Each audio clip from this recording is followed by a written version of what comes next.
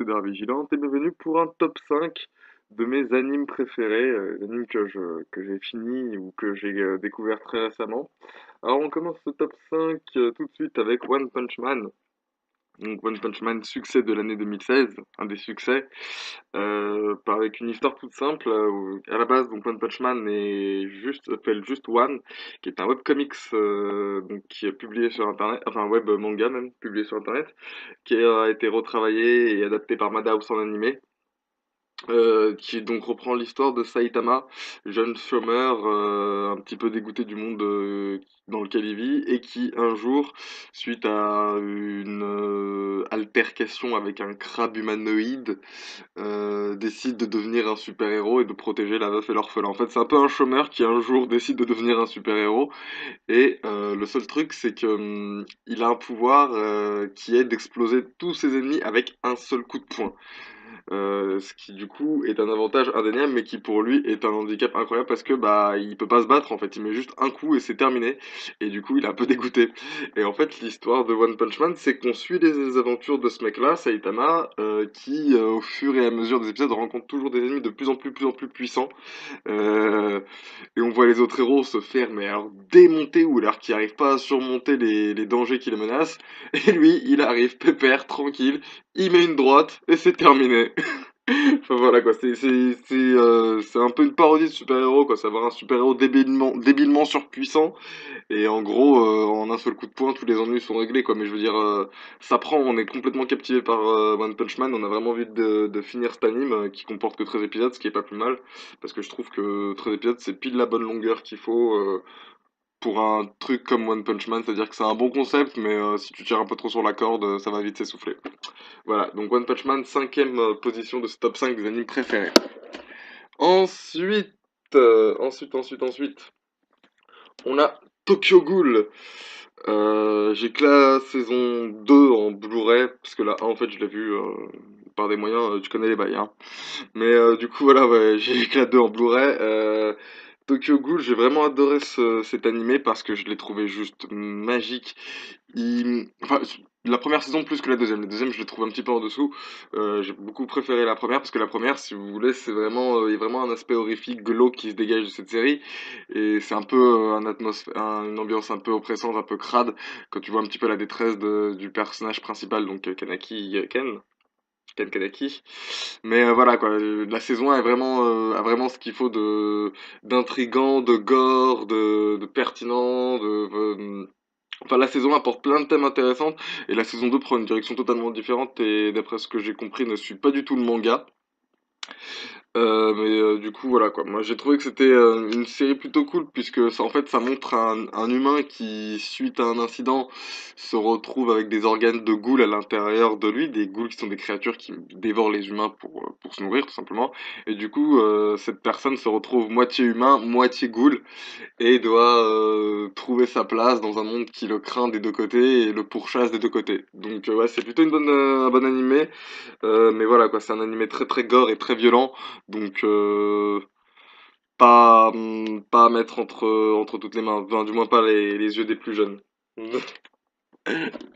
Ensuite, on a Mirai Nikki, donc qui est un peu un espèce de survival game psychologique, tout ça. Mirai Nikki qui est un animé juste génialissime. Je vous en avais déjà parlé dans un point, dans une minute animée, il me semble, le troisième épisode de minute animée. Et Mirai Nikki est un de mes animés préférés car l'histoire, pardon, l'histoire déjà elle est juste, enfin elle est extrêmement basique, mais je veux dire, en gros, c'est un jeu de la mort où 12 participants qui ont le pouvoir de lire l'avenir doivent, en gros, ouais, pas s'entretuer, mais presque, dans un espèce de jeu de la survie, et il deviendra alors le dieu de l'espace et du temps. Et nous, on suit Yukiteru Amano, donc collégien ordinaire qui a une vie toute nulle, et qui va se retrouver, comment dire, qui va se retrouver malgré lui impliqué dans cette histoire de survival game. Et du coup, on suit les aventures de ce personnage et toute la folie et comment dire, et l'engouement psychologique et psychotique qu'il y a dans cet animé. Je veux dire, il y a vraiment, c'est vraiment un espèce de thriller psychologique très tordu, et même quand on suit l'animé, enfin faut vraiment le suivre en entier, parce que si on le suit petit bout par petit bout, déjà on va vite décrocher, et si on le suit pas entièrement, en fait, la finalité, enfin tout prend son sens à la finalité de l'histoire. Donc c'est vraiment quelque chose à lire, à visionner rapidement, en tout cas. Voilà. On passe ensuite au numéro 2 de ce top, qui est Death Note. Alors Death Note, c'est un de mes mangas préférés. Pas le préféré, mais c'en est un de mes préférés.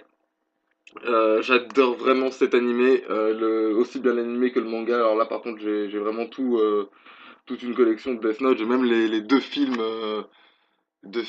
japonais, je crois, ou coréens, je sais plus, qui sont sortis, enfin qui sont très bof, mais bon, on en parlera une autre fois. Mais voilà, l'animé, lui, est juste magnifique. 37 épisodes. C'est 37 épisodes de...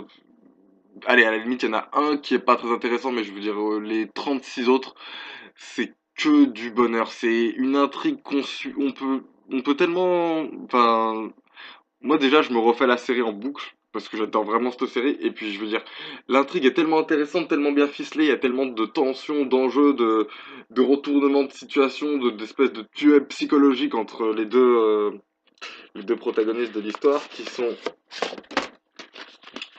Light Yagami et elle, Ryuzaki, et qui sont deux espèces de surdoués. Un est le meilleur détective du monde, et l'autre est le meilleur élève du Japon, qui a trouvé un carnet dans lequel si tu inscris le nom d'une personne en ayant le visage de la dite personne en tête, il meurt de crise cardiaque.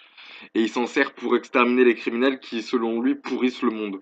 Enfin, je veux dire, voilà quoi, c'est juste magique. C'est un énorme thriller psychologique avec des duels psychologiques de malade, des retournements de situation, mais tellement énormissimes que tu te dis, ah ouais, mais c'est une perle. Il y a quelques petits défauts, j'en parlerai peut-être dans une minute anime un de ces jours, mais c'est vrai qu'il y a quelques petits défauts sur Death Note, on va pas le nier, hein, c'est pas, l'œuvre parfaite n'existe pas, enfin, peut-être le numéro un du top. Mais voilà quoi, il y a des défauts, certes, mais on s'approche pas loin de la perfection avec une œuvre comme Death Note.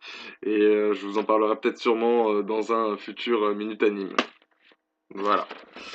Donc ça c'était pour le numéro 2 de ce top. Et on passe au numéro un. Et là encore, il n'y a aucune objectivité, c'est totalement subjectif. En même temps, c'est mon top de mes animes préférés, qui est Dragon Ball Z, qui est l'anime. Là, c'est l'instant fanboy, hein, tu vas voir, je vais plus être subjectif du tout. Mais là, c'est l'anime, c'est l'anime nostalgique, c'est l'anime Madeleine de Proust, c'est l'anime, c'est Dragon Ball, c'est voilà quoi. Je veux dire, c'est un anime que tu ne peux que apprécier. C'est c'est une euh, c'est une Dragon Ball, c'est une ode à la détermination, au dépassement de soi, au courage, à l'amitié, à tout ce que tu veux. C'est Dragon Ball, c'est un des mangas qui a le plus marché en France et partout à travers le monde, car son histoire, elle est tellement simple. Je veux dire, c'est simple, mais il y a tellement de degrés de lecture différents. Tu peux aussi bien regarder Dragon Ball à 7, à 16, à 22, qu'à 30 ans. Tu peux regarder Dragon Ball à n'importe quel âge, ça te parlera. Parce que Dragon Ball, ça a été un gros morceau des années 80-90. Surtout en France du moins, et c'est le premier anime que j'ai regardé, c'est l'anime que je pourrais me regarder en boucle et en boucle et en boucle. Bon, même s'il est pas ultime et parfait, mais il a quelques petits défauts. Mais voilà, je veux dire, Dragon Ball Z, c'est vraiment l'anime qui m'a donné envie de regarder des animes, et c'est sans doute l'anime qui m'a le plus marqué de tous les animes que j'ai pu voir. C'est simple, de toute façon, si je devais faire un top 3 rapido, ça sera le même que dans cette vidéo, ça sera premier Dragon Ball, deuxième Death Note, troisième Miraniki. Mais voilà, Dragon Ball, c'est le Graal, pour moi, c'est le Graal des animés, je veux dire, il y a plein de degrés de lecture différents qui font que tu peux apprécier de mater des épisodes de Dragon Ball Z. À n'importe quel âge, Dragon Ball, je pense que c'est un des mangas les plus importants de ces du genre du manga en général et de l'anime en général. Je pense que Dragon Ball est l'un des piliers fondateurs de ce genre. C'est pourquoi il est en numéro un de ce top. Voilà, voilà. Donc c'est tout pour ce top 5 de mes animés préférés, j'espère qu'il vous a plu. Quant à moi, je vous donne rendez-vous la prochaine fois dans une prochaine vidéo. Comme d'habitude, n'oubliez pas de vous abonner au Facebook et au Twitter de l'émission dans lesquels vous trouverez les liens dans la description. Et quant à moi, je vous donne rendez-vous la prochaine fois pour une prochaine vidéo. Salut à tous!